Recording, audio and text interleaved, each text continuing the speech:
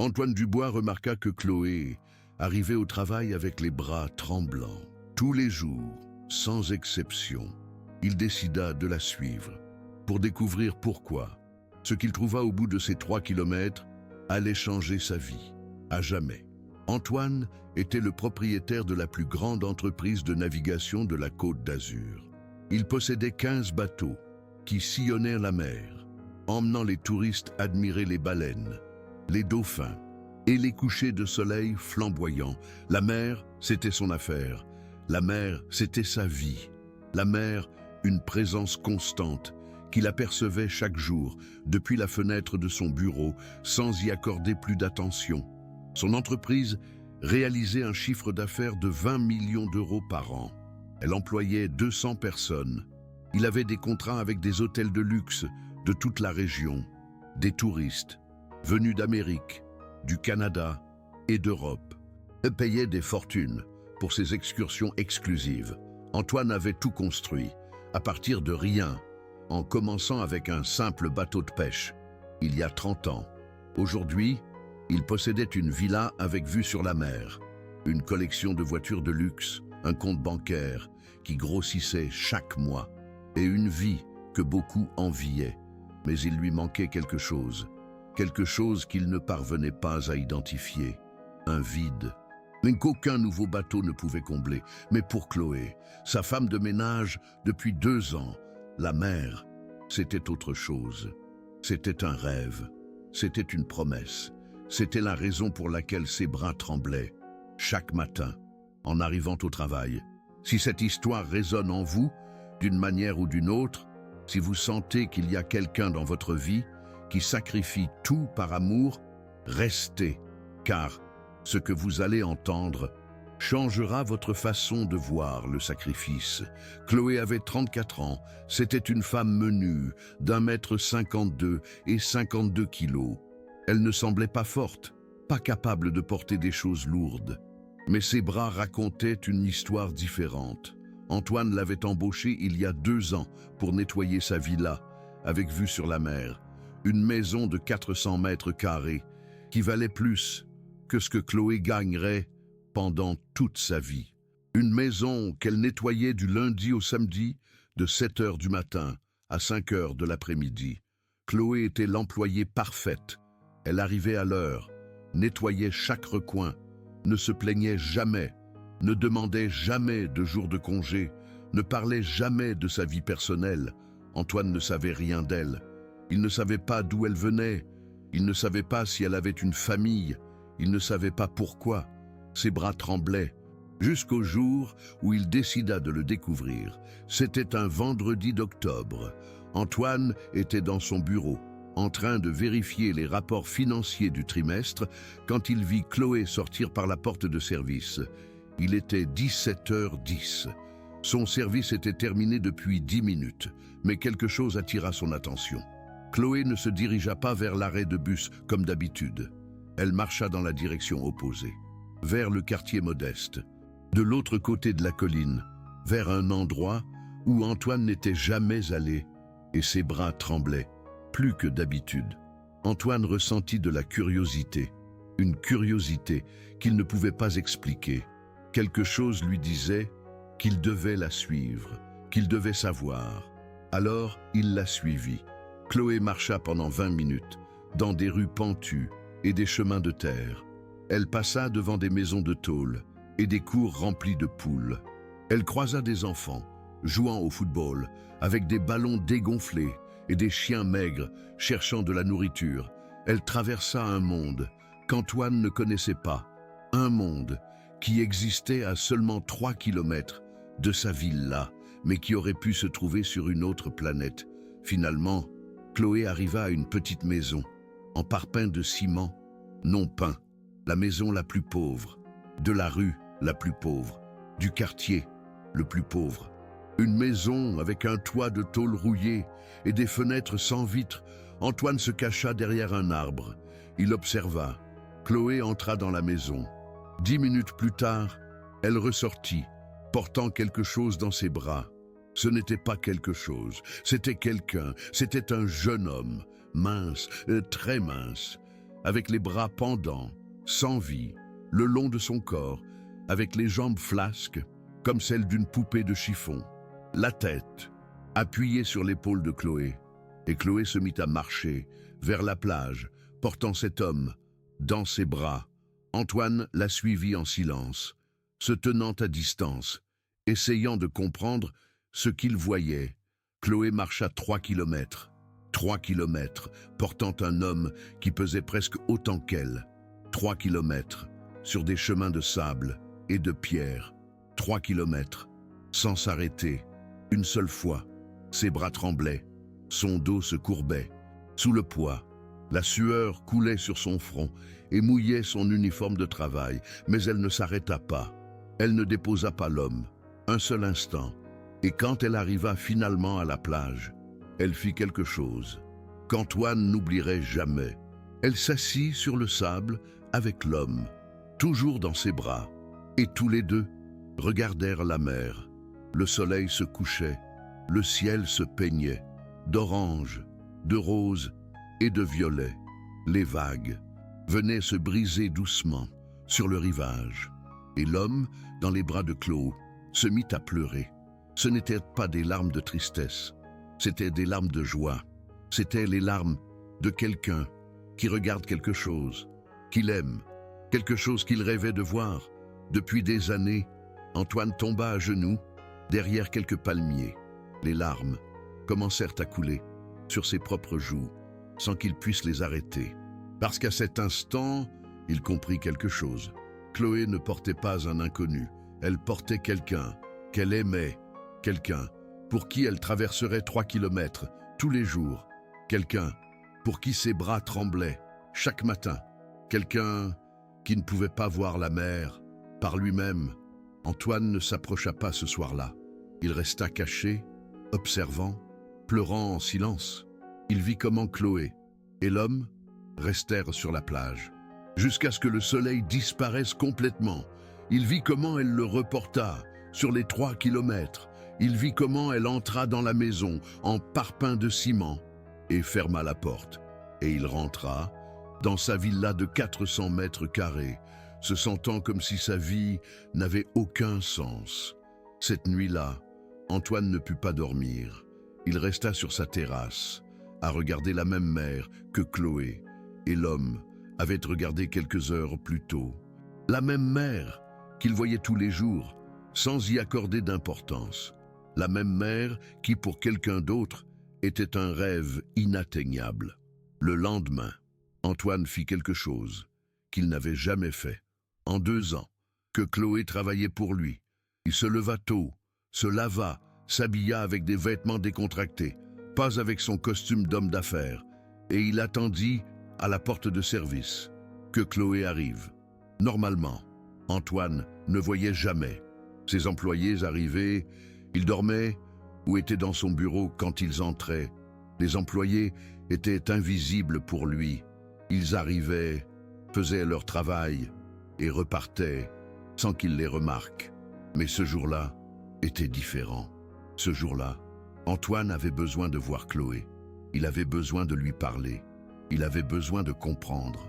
À 7h moins 5, il vit une petite silhouette marcher dans la rue. C'était Chloé. Elle marchait vite, comme toujours. Elle portait son vieux sac accroché à son épaule, et ses bras tremblaient, comme toujours. Antoine sentit une boule se former dans sa gorge en la voyant, cette femme petite, qu'il n'avait jamais remarquée. Cette femme qui portait le monde sur ses épaules. Cette femme qui était plus forte que n'importe quel homme qu'il connaissait. Il lui parla. « Chloé, dit-il quand elle arriva à la porte, j'ai besoin de te parler. » Les yeux de Chloé se remplirent de peur. Elle pensait probablement qu'elle avait fait quelque chose de mal. Elle pensait probablement qu'il allait la renvoyer. « Tu n'as pas de problème, » clarifia Antoine. « Je veux juste te demander quelque chose. » Chloé acquiesça, toujours tendue. Antoine prit une profonde inspiration. « Je t'ai suivi hier, » dit-il. « J'ai vu ce que tu fais après le travail. J'ai vu qui tu portes. J'ai vu la plage. » Chloé pâlit. Ses mains se mirent à trembler, tout comme ses bras. « Monsieur, je peux expliquer, » commença-t-elle d'une voix brisée. « Paul est mon frère. Il a une dystrophie musculaire. Il ne peut pas marcher, il ne peut pas bouger les bras, il ne peut rien faire par lui-même. Et moi, je voulais juste qu'il voie la mer. C'est la seule chose dont il a toujours rêvé. Depuis enfant, voir la mer. Les larmes commencèrent à couler sur les joues de Chloé. Des larmes qu'elle avait gardées pendant des années. Des larmes qu'elle ne laissait jamais voir à son frère. Si vous devez me renvoyer parce que j'utilise mon temps après le travail pour ça, je comprendrai, dit-elle. Mais s'il vous plaît, laissez-moi terminer cette semaine. J'ai besoin de l'argent pour les médicaments de Paul. Antoine sentit son cœur se briser en morceaux. Je ne vais pas te renvoyer, dit-il d'une voix douce. Je veux juste comprendre. Raconte-moi tout. Depuis le début, Chloé le regarda avec méfiance. Personne ne lui avait jamais demandé de raconter son histoire. Personne n'avait jamais voulu savoir. Mais quelque chose dans les yeux d'Antoine lui dit que cette fois, c'était différent. Ils s'assirent sur la terrasse, la même terrasse où Antoine avait passé la nuit blanche. Et Chloé commença à parler. « Paul a 28 ans, dit-elle. Il est né en bonne santé. C'était un enfant normal. Il courait, jouait au foot, grimpait aux arbres. Il rêvait d'être marin. Il voulait naviguer sur tous les océans du monde. » Elle fit une pause, respira profondément. Quand il avait 10 ans, il a commencé à tomber beaucoup. On pensait qu'il était maladroit, que c'était normal, mais il tombait trop. Et un jour, le docteur nous a dit qu'il avait une dystrophie musculaire de Duchenne. Antoine avait entendu ce nom auparavant, mais il ne savait pas exactement ce que cela signifiait. « Qu'est-ce que c'est » demanda-t-il. « C'est une maladie génétique » expliqua Chloé. « Elle détruit les muscles petit à petit. Il n'y a pas de remède. On peut seulement la retarder, mais éventuellement, les muscles cessent de fonctionner. Tous les muscles. » Sa voix trembla. « Les médecins nous ont expliqué que c'était une mutation dans le gène de la dystrophine. Sans cette protéine, les fibres musculaires s'abîment à chaque fois qu'elles se contractent. C'est comme si le corps se détruisait lui-même à chaque mouvement. Et il n'y a rien qu'on puisse faire pour l'arrêter. » Antoine écoutait en silence, sentant le poids de chaque mot.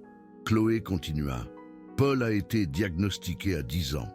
Je me souviens encore de ce jour. On était dans le cabinet du neurologue. Paul venait d'avoir ses 10 ans.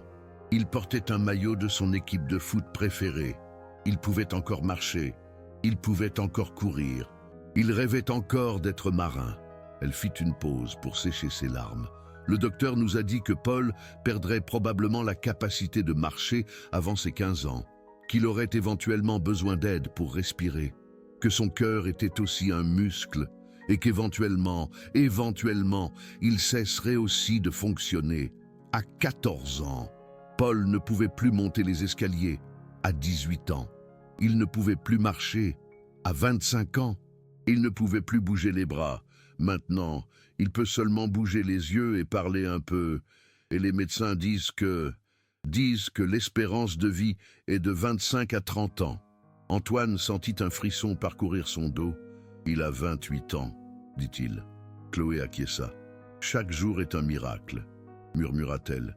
Chaque respiration est une victoire. Et moi, je lui ai promis quelque chose quand on avait 20 ans. Je lui ai promis qu'avant de mourir, il verrait la mer, pas en photo, pas en vidéo, la vraie mer, de ses propres yeux. Pourquoi tu ne l'as pas emmené avant ?» demanda Antoine. « Pourquoi attendre autant d'années ?» Chloé baissa les yeux. « Parce que je n'avais pas les moyens de l'emmener, » dit-elle. « Le fauteuil roulant de Paul s'est cassé il y a 3 ans. Une des roues s'est détachée et le cadre s'est plié. J'ai essayé de le réparer, mais le métal était rouillé. Un nouveau fauteuil coûte 15 000 €. Je gagne 4 000 € par mois. De ces 4 000, 2 000 vont pour les médicaments de Paul, 500 pour la nourriture, 500 pour le loyer, 500 pour l'électricité et l'eau. Il me reste 500 pour tout le reste. Je n'ai jamais pu économiser assez. » Antoine fit un calcul rapide dans sa tête. 15 000 €. Il dépensait plus que ça pour un dîner d'affaires. Et sans fauteuil, continua Chloé. La seule manière de le déplacer, c'est en le portant. Au début, je pouvais seulement le porter jusqu'à la porte de la maison. Ensuite, jusqu'au coin de la rue. Ensuite, jusqu'au parc qui est à 500 mètres.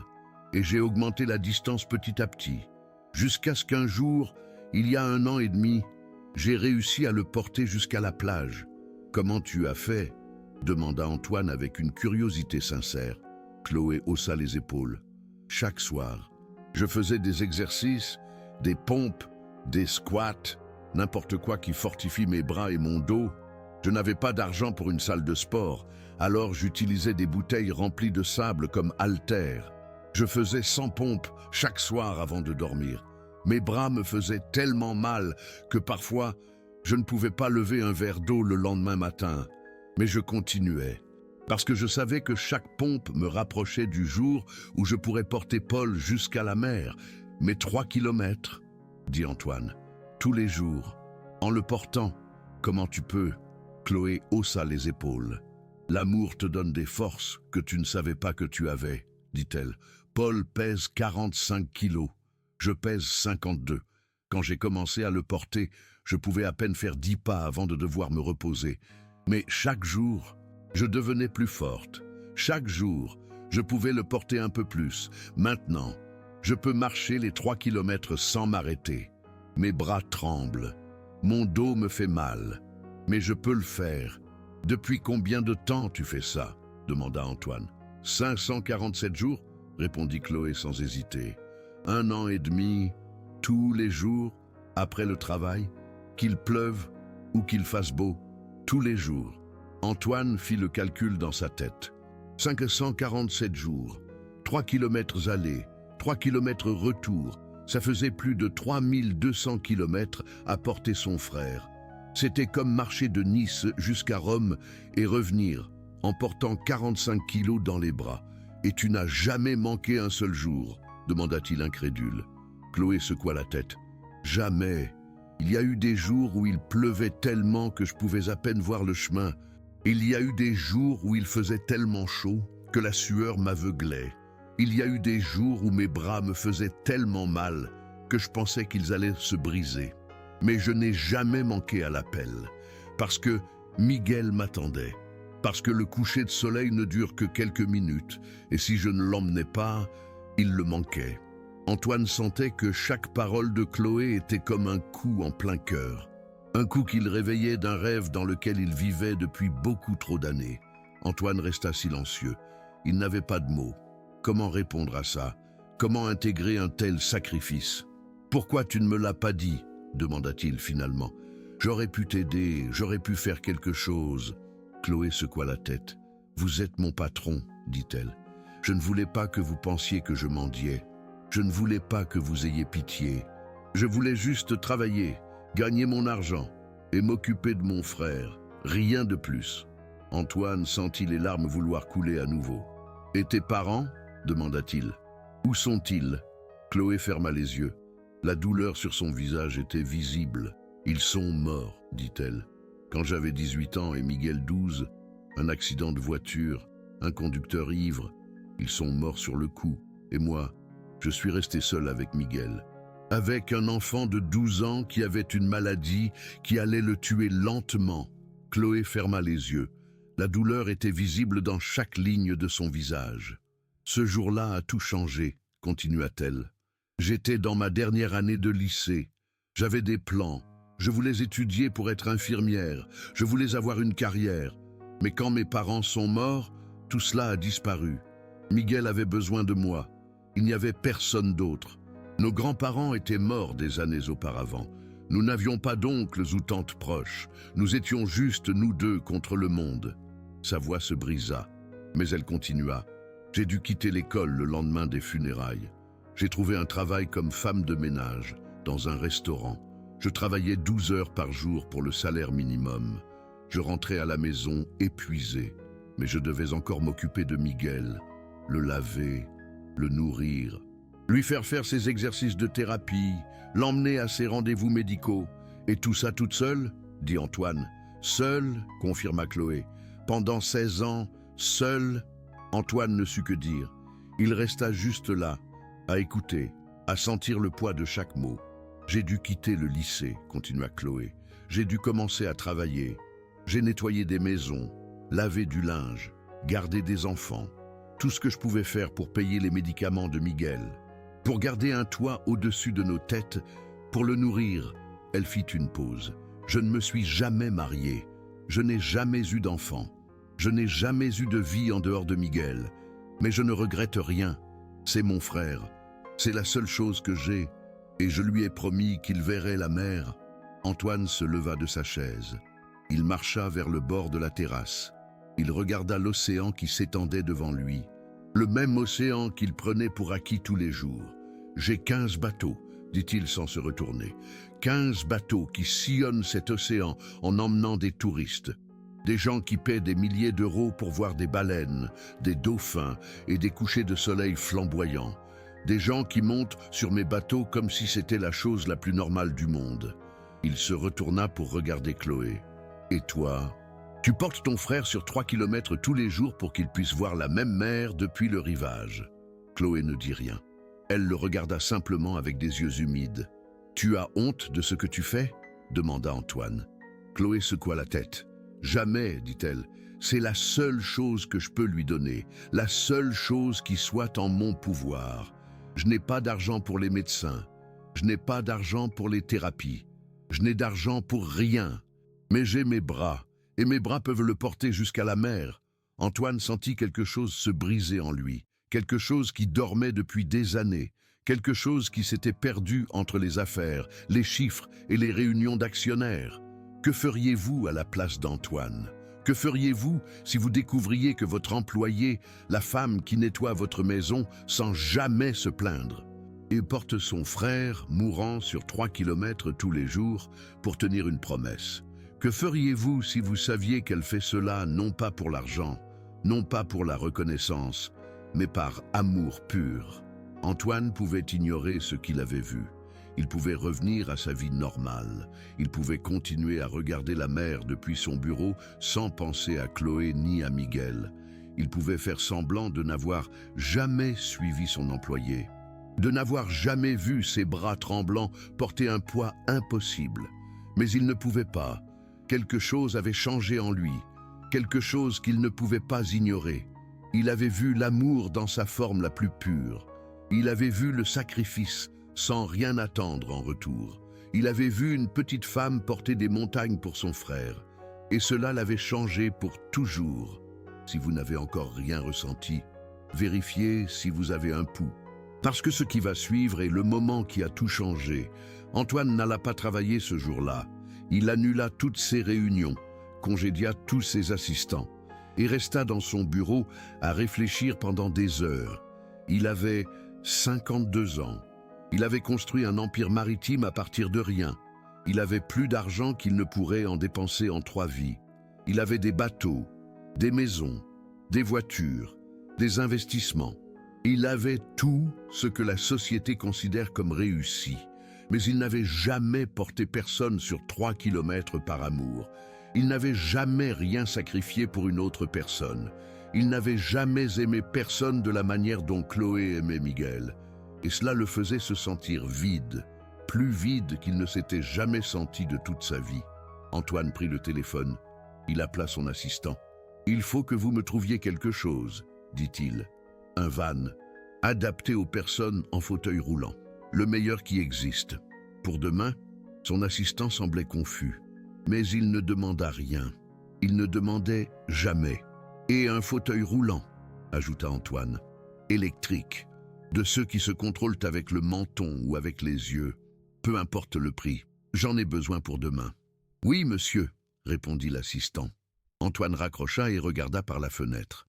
La mer était toujours là, brillant sous le soleil de l'après-midi, indifférente à tout, indifférente à la douleur de Miguel, indifférente au sacrifice de Chloé, indifférente à la révélation qu'Antoine venait d'avoir, mais il ne serait plus indifférent.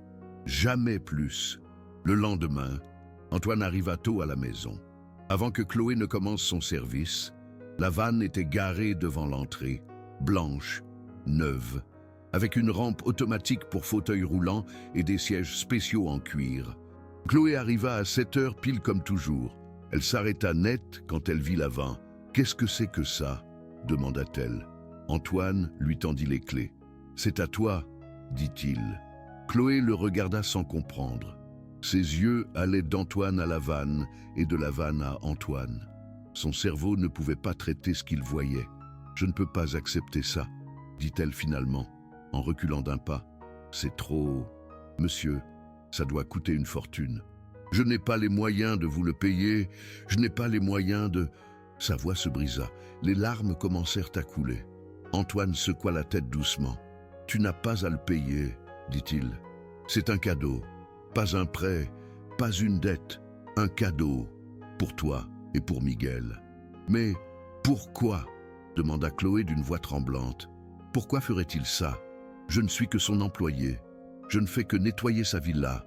Je ne suis personne de spécial. » Antoine la regarda droitement dans les yeux. « Tu es la personne la plus spéciale que j'ai jamais rencontrée, » dit-il. « Tu es plus forte que n'importe quel homme que je connaisse.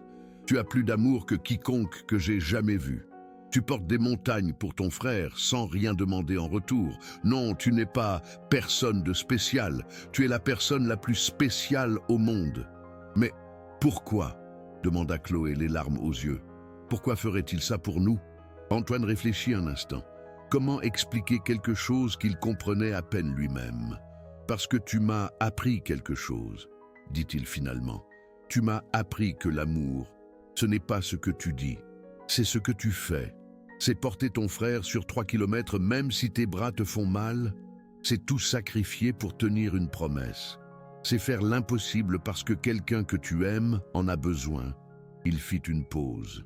Il regarda l'océan qui scintillait derrière eux, le même océan qu'il voyait tous les jours sans y prêter attention. « J'ai gagné des millions d'euros, » continua-t-il. « J'ai construit un empire.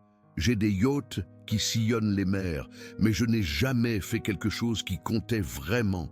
Je n'ai jamais aidé quelqu'un de vraiment. Je n'ai jamais touché une vie comme tu touches celle de Miguel chaque jour. » Ses yeux s'embuèrent. « J'ai 52 ans et je n'avais jamais appris la leçon la plus importante de la vie. Tu me l'as enseigné sans dire un mot. Tu m'as enseigné que le succès, ce n'est pas ce que tu as, c'est ce que tu donnes, c'est ce que tu sacrifies, c'est qui tu portes dans tes bras. » Il regarda Chloé droit dans les yeux. « Ce n'est pas le moins que je puisse faire, c'est le moins que tout être humain devrait faire quand il voit quelqu'un comme toi, c'est le minimum. Et pourtant, je sais que je ne pourrai jamais égaler ce que tu fais pour Miguel tous les jours. » Chloé se mit à pleurer. Elle ne pouvait pas se contenir. Elle pleura pour tout, pour ses parents décédés, pour les années de sacrifice, pour les nuits blanches à prendre soin de Miguel, pour les 3 kilomètres quotidiens, pour tout ce qu'elle n'avait jamais permis de sortir.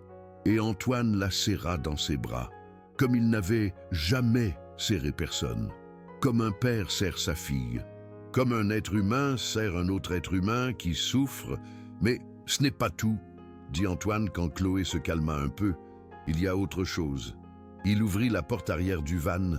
À l'intérieur, il y avait un fauteuil roulant électrique, des plus avancés qui existent, avec des commandes adaptées aux personnes à mobilité réduite. C'était un fauteuil roulant Permobil F5, l'un des meilleurs au monde.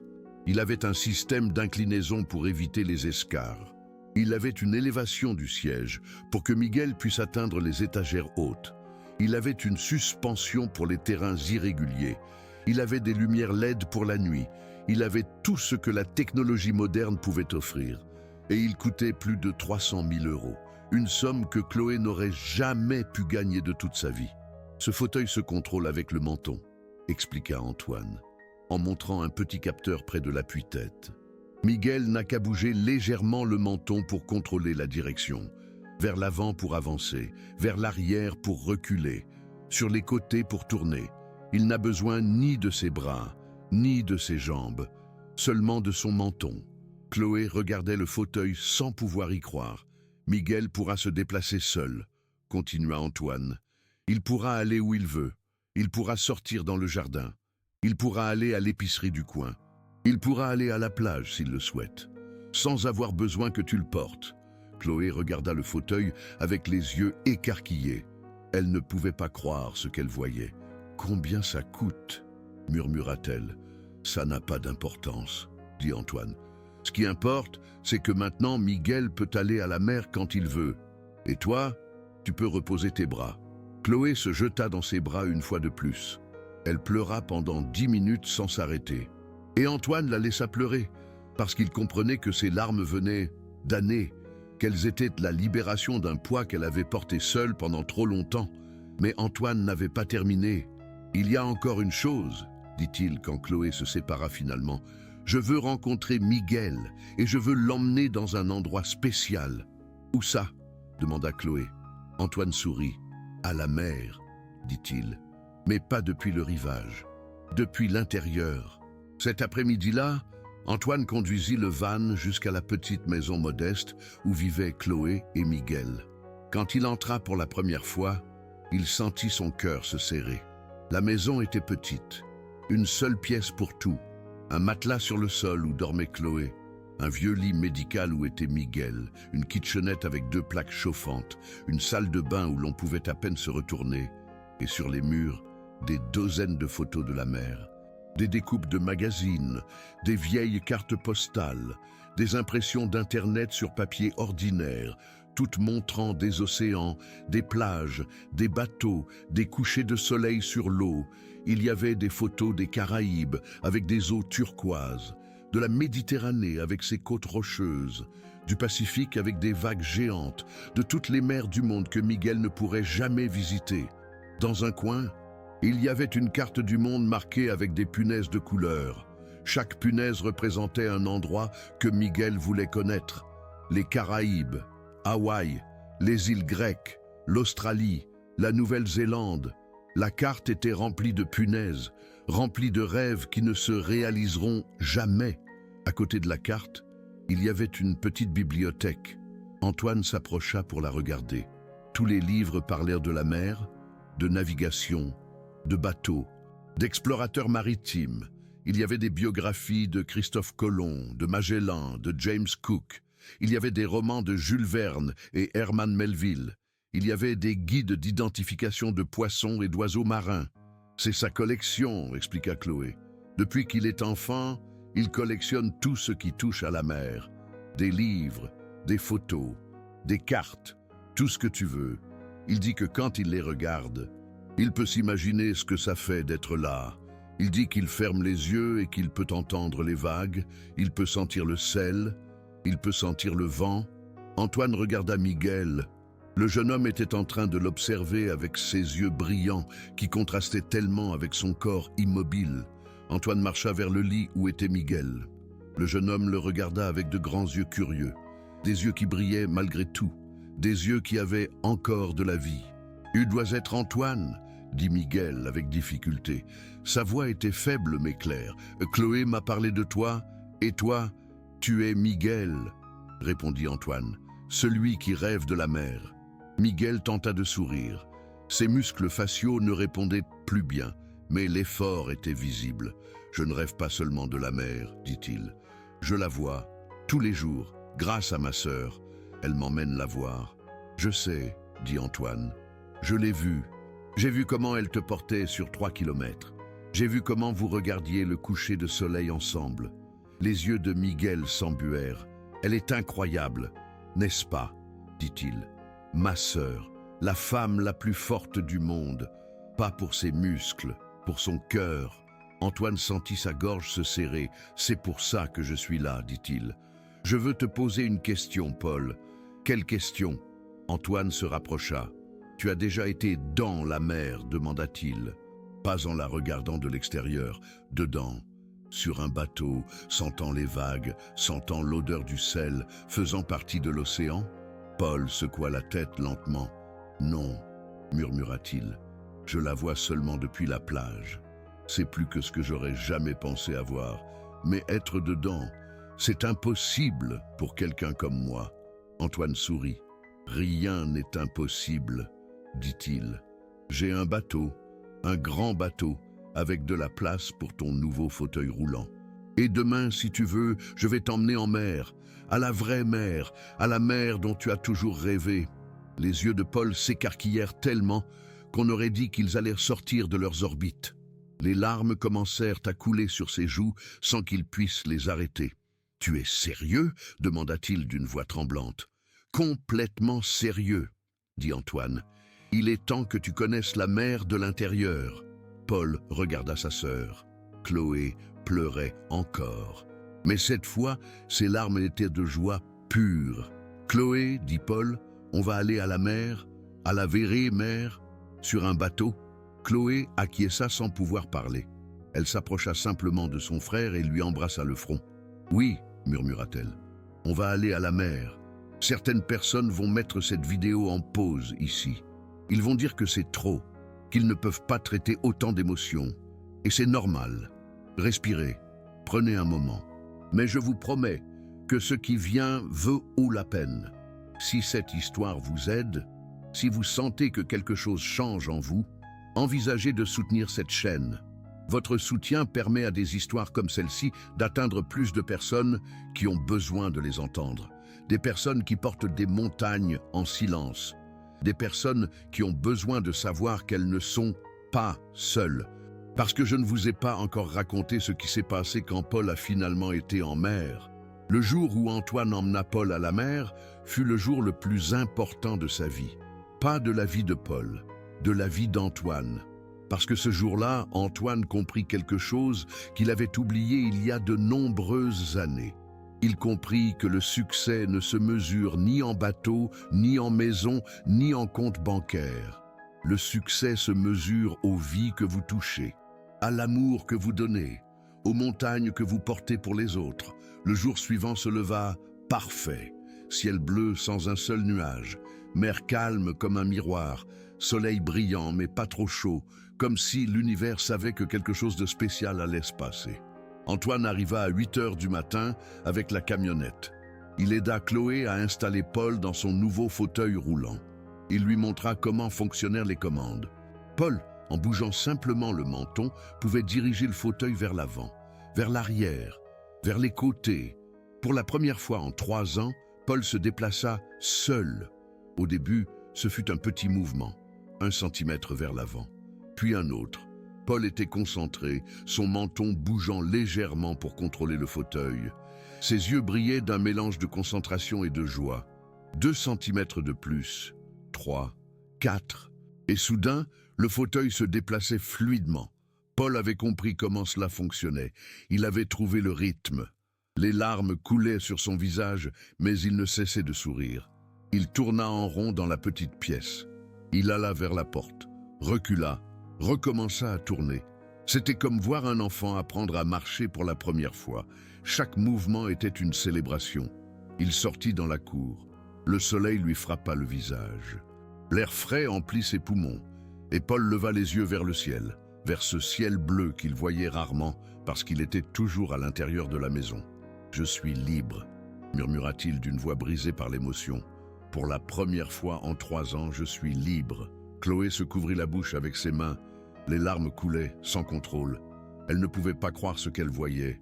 Son frère, le même frère qu'elle avait porté 547 fois jusqu'à la plage, maintenant se déplaçait seul. Maintenant, il pouvait aller où il voulait. Maintenant, il avait l'indépendance. Antoine observait en silence, sentant son cœur s'expanser d'une manière qu'il n'avait jamais expérimentée. Il avait gagné des millions d'euros dans sa vie.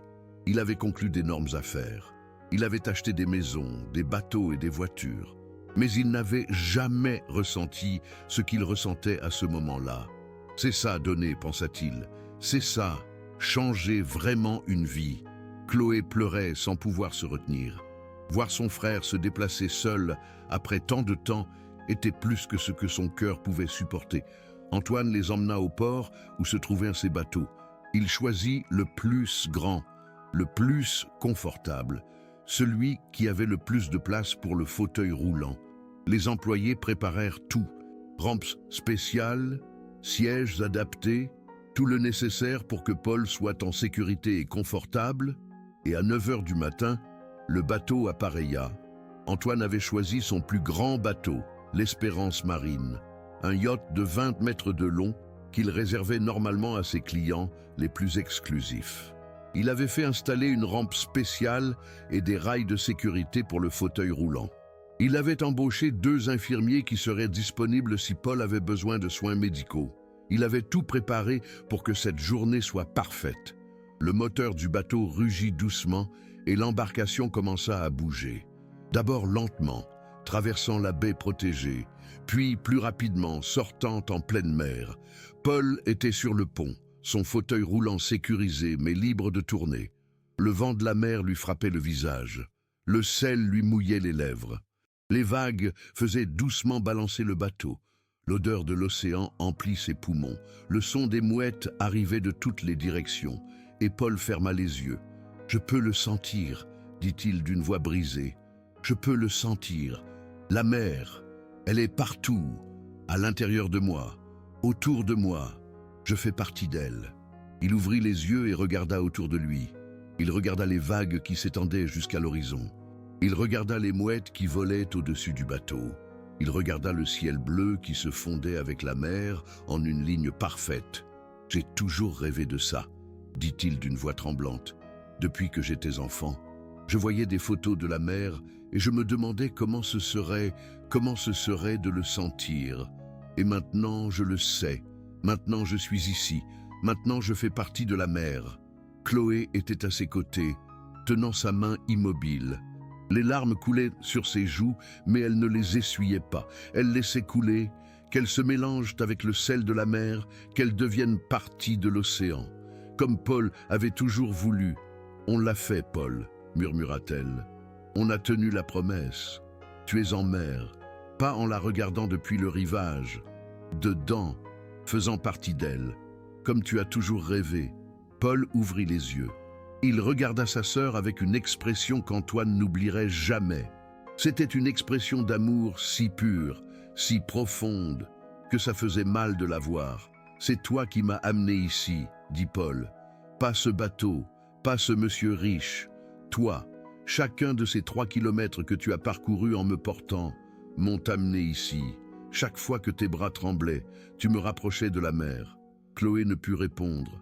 Elle se contenta de l'embrasser avec soin, avec la tendresse de celle qui étreint quelque chose de fragile et de précieux.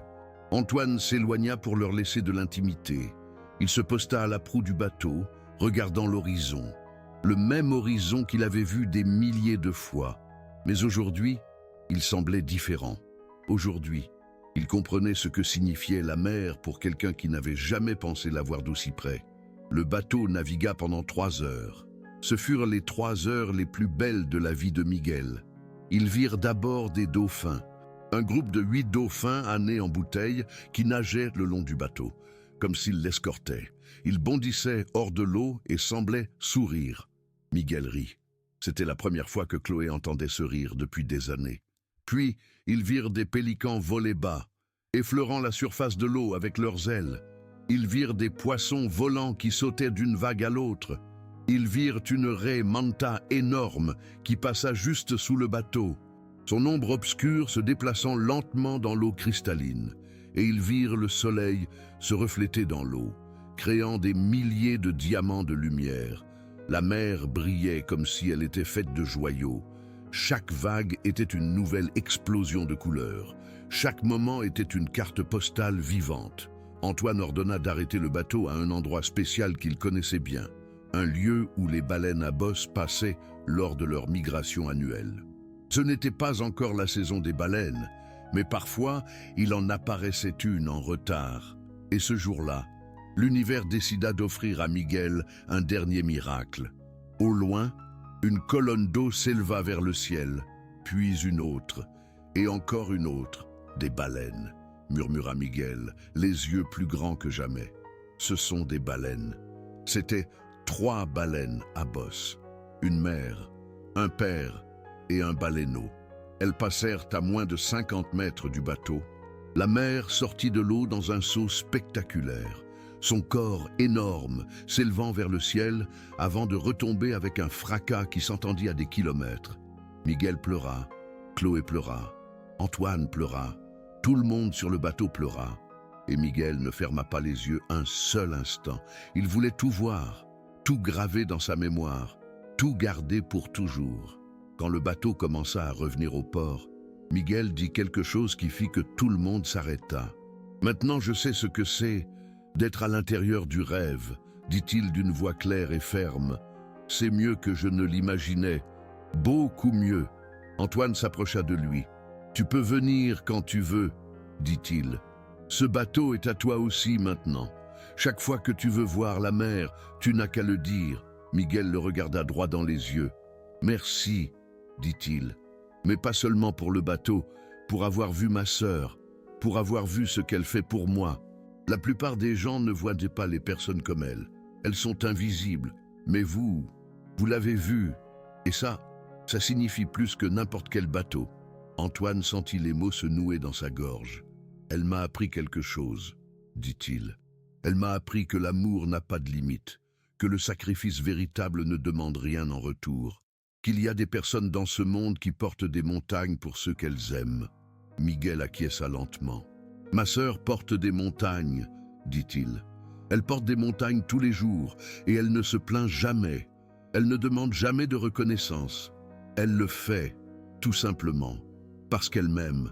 Antoine regarda Chloé, qui essuyait le visage de Miguel avec un mouchoir. Ses bras ne tremblaient plus. Il y avait quelque chose de différent chez elle, une paix qu'il n'avait pas vue auparavant. 6 mois se sont écoulés depuis ce jour sur le bateau. 6 mois qui ont été les meilleurs de la vie de Miguel, et aussi de la vie de Chloé, et aussi de la vie d'Antoine.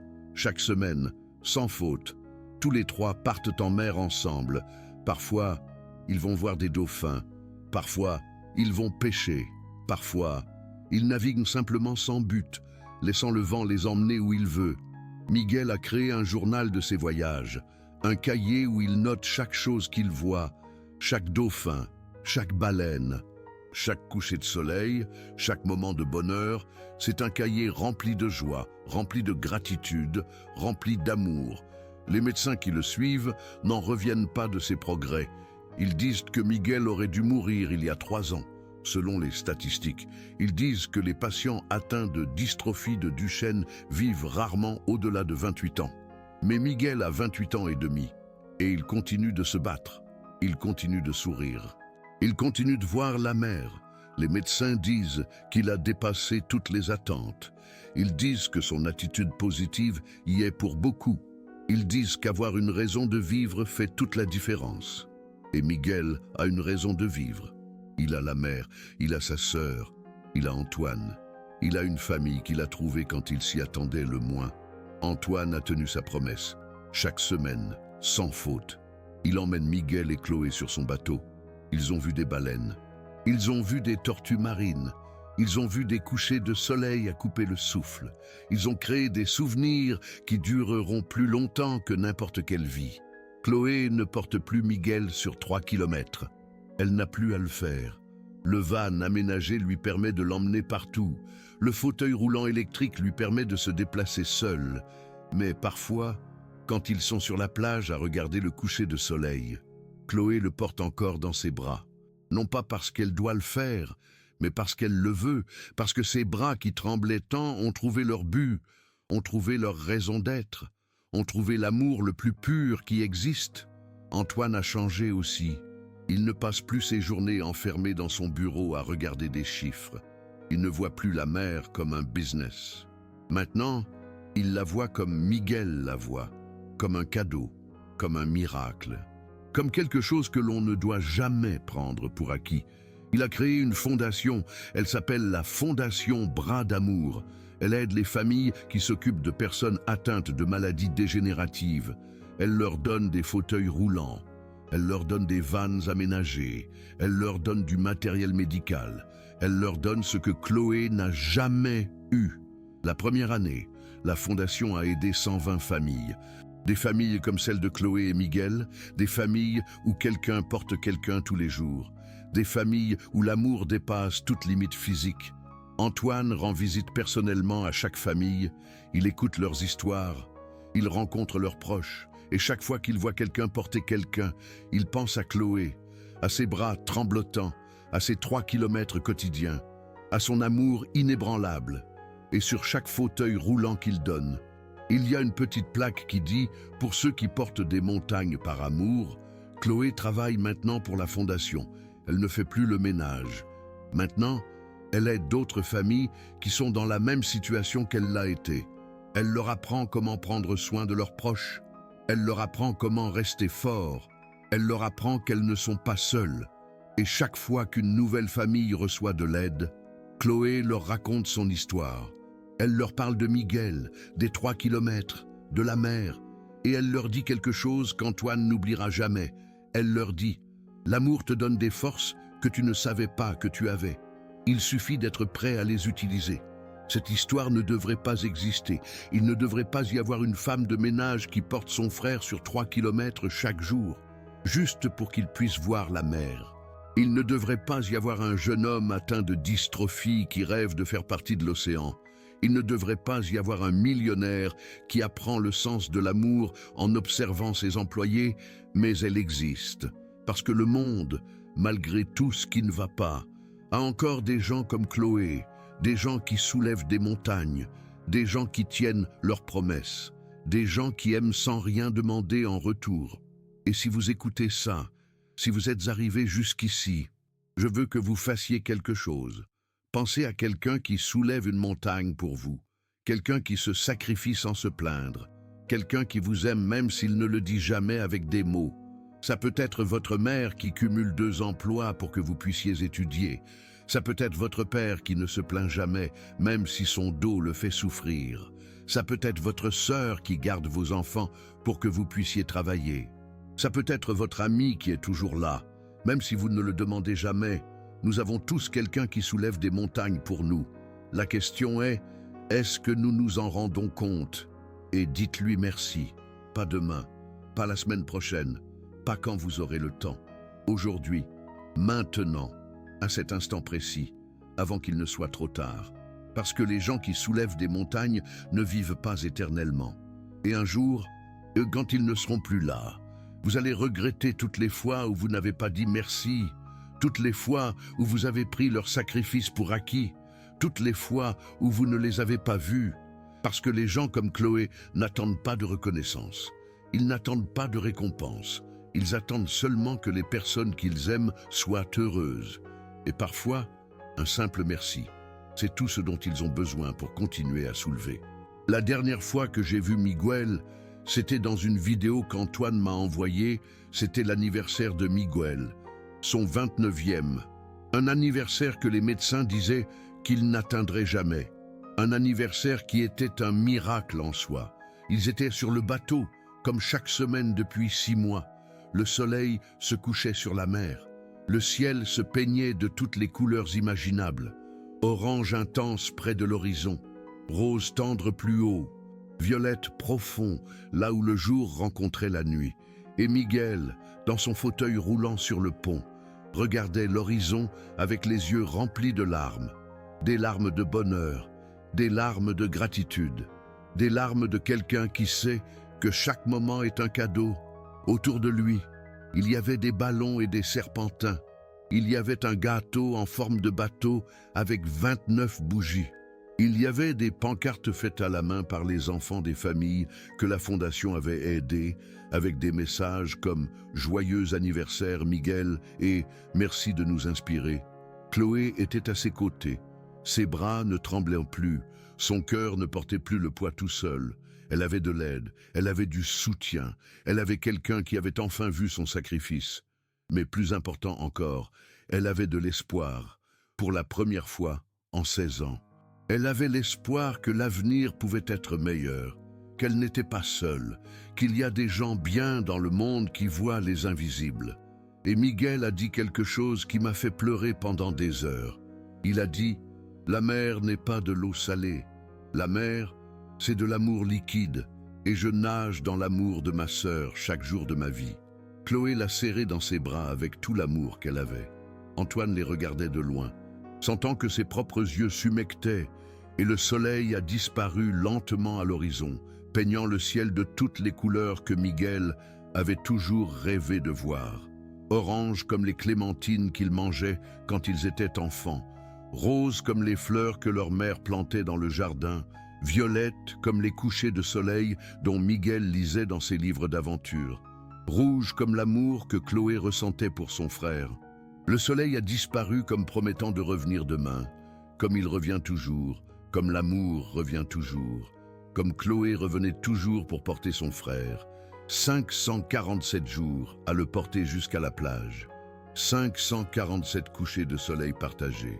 547 promesses tenues. Et maintenant, grâce à Antoine, elle n'a plus besoin de le porter. Mais elle continue à le faire parfois. Parce que l'amour n'a pas besoin de raison. L'amour existe simplement. L'amour porte simplement. Vous avez deux options maintenant. Vous pouvez fermer cette vidéo et oublier ce que vous avez entendu. Continuez votre journée. Faire ce que vous aviez à faire. Ou vous pouvez faire quelque chose de différent. Vous pouvez appeler quelqu'un qui soulève des montagnes pour vous. Vous pouvez remercier quelqu'un qui se sacrifie sans rien demander. Vous pouvez être, même si c'est juste pour un moment, comme Antoine. Quelqu'un qui voit enfin les invisibles. Parce que le monde n'a pas besoin de plus de gens qui regardent la mer sans la voir. Le monde a besoin de plus de gens qui portent les autres jusqu'au rivage. 3 kilomètres à la fois, un pas à la fois, un acte d'amour à la fois. Comme Chloé, comme nous devrions tous l'être. Et si cette histoire vous a touché, si vous sentez que quelque chose a changé en vous, ne gardez pas ce sentiment pour vous. Partagez-la. Racontez-la à quelqu'un. Laissez un commentaire en racontant votre propre histoire de quelqu'un qui soulève des montagnes pour vous. J'ai lu des centaines de commentaires de personnes qui ont quelqu'un comme Chloé dans leur vie. Des mères qui cumulent 3 emplois, des pères qui n'abandonnent jamais, des frères et sœurs qui sacrifient tout, des amis qui sont toujours là. Le monde est rempli de gens qui soulèvent des montagnes, des gens qui ne demandent jamais de reconnaissance, des gens qui aiment en silence, et chaque fois que nous racontons leurs histoires, nous leur donnons une voix. Chaque fois que nous les voyons, nous leur donnons de la dignité. Chaque fois que nous leur disons merci, nous leur donnons la force de continuer à soulever. Parce que les histoires comme celle-ci méritent d'être racontées. Et les gens comme Chloé méritent d'être vus, méritent d'être entendus, méritent d'être aimés en retour. Merci d'avoir écouté jusqu'à la fin. Merci d'être resté quand vous auriez pu fermer la vidéo. Merci d'avoir laissé cette histoire entrer dans votre cœur. Et rappelez-vous, la mer n'est pas de l'eau salée. La mer, c'est de l'amour liquide. Et nous nageons tous dans l'amour de quelqu'un, l'amour de nos mères, l'amour de nos pères, l'amour de nos frères et sœurs, l'amour de toutes les personnes qui soulèvent des montagnes pour nous. Il suffit d'ouvrir les yeux pour le voir. Il suffit de s'arrêter un instant et de regarder autour de nous. Regardez les personnes qui sont toujours là. Regardez les personnes qui ne demandent jamais rien. Regardez les personnes qui aiment en silence. Parce que ces personnes sont les vrais héros. Pas les millionnaires, pas les célébrités, pas les puissants. Les héros sont les Chloé du monde. Les personnes qui portent les autres jusqu'à la mer. Les personnes qui tiennent leurs promesses, même si leurs bras leur font mal, c'est tout ce que Miguel voulait dire. Et c'est tout ce que nous avons besoin d'apprendre. L'amour qui soulève des montagnes, l'amour qui traverse 3 kilomètres, l'amour qui ne demande rien en retour. C'est le seul amour qui compte. Et cela est à la portée de chacun d'entre nous. Il suffit d'ouvrir grand les bras, comme Chloé l'a fait, 547 fois, sans jamais faillir. Par amour, uniquement par amour, Antoine est toujours vivant.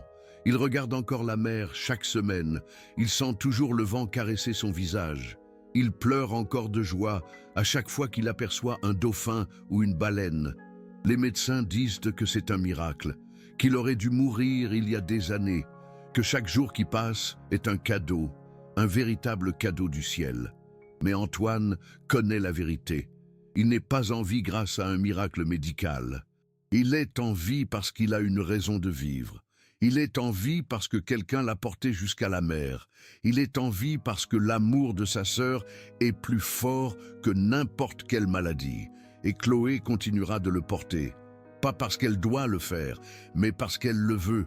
Parce que l'amour ne se mesure pas en kilomètres. L'amour se mesure en bras tendus, en promesses tenues, en coucher de soleil partagé. 3 kilomètres à la fois, jusqu'à la mer. Jusqu'au bout. Par amour, toujours par amour, parce que l'amour est la seule chose qui compte vraiment. Et Chloé le savait depuis le début.